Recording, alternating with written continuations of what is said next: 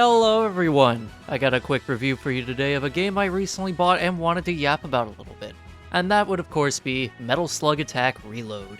Now this is a game that is not new by any means. It came out in June of 2024 on all the big platforms, which are of course Steam, Switch, Xbox, PlayStation, you know the drill. But somehow I'd never heard about this until now.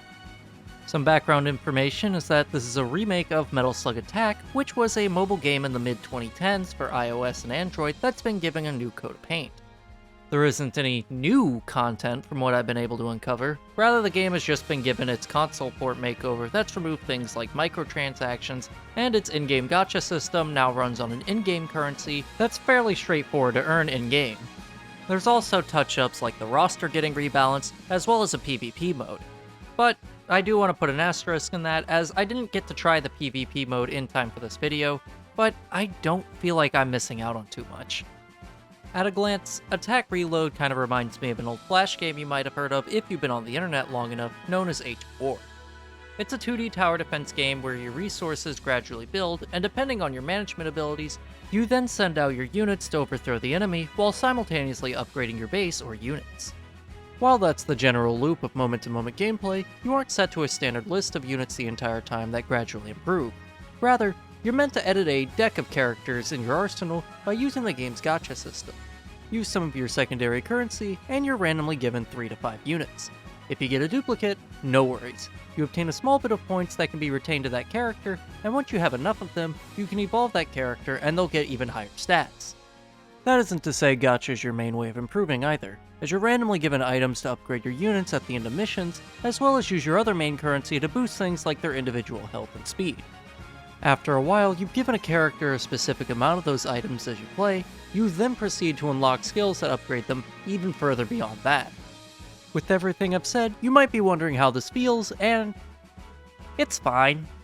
In the 6 to 10 hours I played, it mostly boils down to busy work that you let play itself as much as you can while you multitask on something else.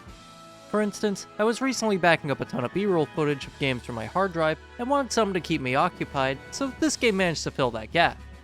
But otherwise, all the upgrades and unlockables tend to feel grindy when so much of it is randomized, and speaking of which, that brings me to my other issue with the game.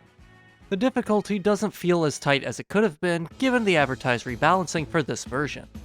This is a game where, in most circumstances, you're either going to steamroll the enemy, or the enemy is going to steamroll you, since things aren't given to you in bite-sized chunks organically, due to the randomized nature of items from the stages and the gacha system. Meaning, the first couple of levels feel good enough, but depending on your luck, you could either wind up with the best units out the gate, or be replaying levels a lot in order to mindlessly reach number thresholds in order to stay afloat.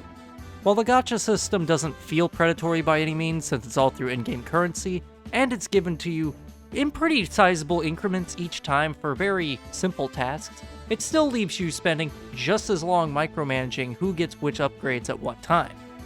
I make that sound deeper than it is, because with how often you'll be pulling units and receiving items for them, you mostly spend time going into your inventory, finding each character individually, opening their sub-menus, then manually adding all of their respective upgrades every time, over and over again. Some of these upgrades have features that allow you to upgrade your characters in bulk, where you can hit a single button and everything upgrades at once. But the problem is that, from what I've played, this only applies to evolving units or leveling up individual units to their max level, not adding equipment or upgrading all their skills across the board. I really wish this was simplified further. Like, don't get me wrong, compared to any other gacha game I've played in the past, this is by far streamlined into a user-friendly experience. It's just one that involves having to make a selection on a per-character level.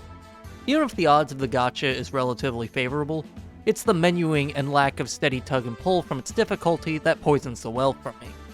One positive takeaway I can point out is that there's a heavy amount of story to read through. Enough that I'd argue you can make some visual novel games blush by comparison. The main story is by the numbers in my opinion. You have a MacGuffin driving all the main factions of the Metal Slug universe together in order for everyone to be fighting all at the same time, but it's nothing you'll write home about. But there's an unlockable mode called Another Story. This mode is a blessing and a curse, as it ends up doing a lot of the heavy lifting for this game, and some of those reasons may not always be favorable. First off, you have solo stories tied to every faction in the game, and for each one there's a short story tied to each noteworthy character within that faction. These stories will play out in 3 acts of visual novel goodness that focus on that character and something they're up to while the game is taking place. Afterwards, you'll be given a stage to run through, which can feel like a satisfying payoff for the story that's being told. This adds a much-needed breather from the moment-to-moment gameplay, as Metal Slug, to my knowledge, has never been a very story-heavy series. I'm used to the run-and-gun action of the arcade game, with the story being told through the gameplay itself rather than cutscenes. And maybe some King of Fighters lore sprinkled in here or there. Even if I'm not emotionally attached to majority of Metal Slug's cast, just reading about how the original team of 4 soldiers from the regular army interact with one another is more than enough for me. I hope as I keep playing after making this video that something is going to stick with me and I'm suddenly wanting to see more character interactions from factions like the Independent Army or Space Army, for instance. The only negative I can say about this mode is that rather than letting it be entirely optional and have a fixed difficulty you can't cheese right away, they decided to make this mode mandatory in order to finish the game, as your progress comes to a complete halt in the main game, purely so you can then go into this mode and stomach multiple short stories before you're allowed to go back in. And that just baffles me. You can cheese the grind if you want without much hassle, however tedious it can feel, but if you want me to get invested and read into all these characters and factions, let me do that on my own time. Don't force me to sit down and read a light novel in order to get back to the game. Moments like this are best enjoyed when I decide to do it because I'd rather not sit through the main task at the moment. Not when I have to sit through several of them back to back because the game doesn't want me doing otherwise. And before I get ahead of myself, make no mistake, while these short stories aren't like the next Danganronpa or Tsukihime, these aren't throwaway Cliff Note stories that you can skim through in 5 seconds and be done with either. My tangent aside, the added spice comes from the stages at the end having 3 difficulty options you unlock as you beat each one sequential. While I want to believe the deck building and equipment stacking matters on the later difficulties, my initial feelings leave little room to suspect it's anything other than artificial. But, at the very least, it's there if you're so inclined. Taking everything discussed here into consideration, I give Metal Slug Attack Reloaded a 6 out of 10. It's got charm I don't want to undervalue, but the repetitive nature and randomized rewards leaves room for improvement that I know can be hard to swallow for some.